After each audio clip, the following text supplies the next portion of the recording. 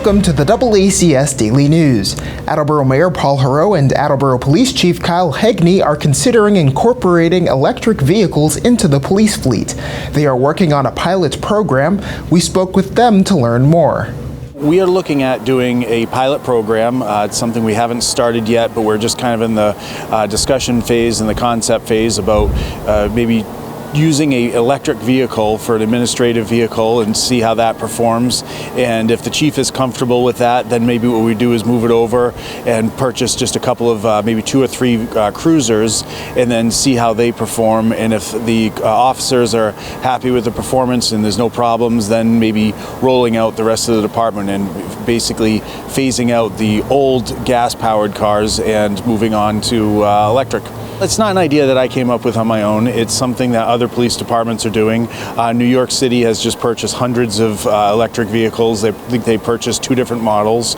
And there's also here in Massachusetts, I know Ipswich has already done that with Tesla. They've used a couple of Teslas in their fleet, so they've done this as well. But basically, electric vehicles have a lower cost of maintenance. There's no gas costs. If we were to put a solar carport above the parking lot, and that solar carport would charge the battery of the vehicles, then that would be something that we wouldn't even have to pay for in the future. You know, we'd pay for itself up front. You know, just it would be less expensive.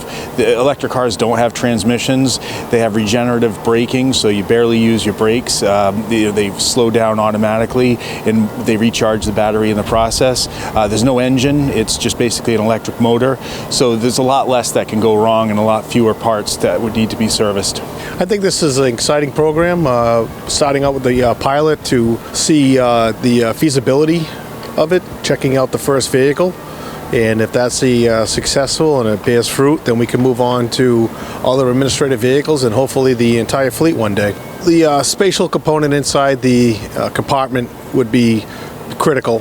That's a must. Currently, right now, we are using the Ford SUV Police Explorer, which in the vernacular of the police world is called an interceptor, specifically made and designed for handling capabilities, pursuit rated by Ford. We carry a lot of equipment, radio equipment, consoles, firearms, electronics, and what have you. So it's got to have the spatial needs. So we're looking at the SUV Tesla right now. That seems to be equivalent suitability for the officers in that cockpit area. Also, on the transport of prisoners, we have to be mindful of the space of securing a prisoner in the rear seat with a cage for the protection of the police officer.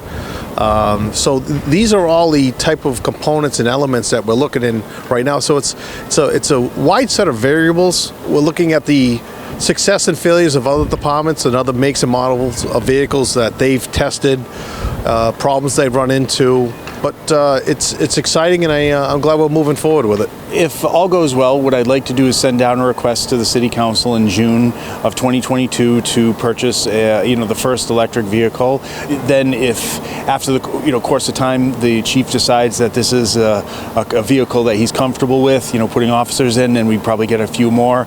And if the officers are comfortable with it, then we probably roll out and get some more. And like I said, phase out the old gas-powered cars and then purchase new electric vehicles.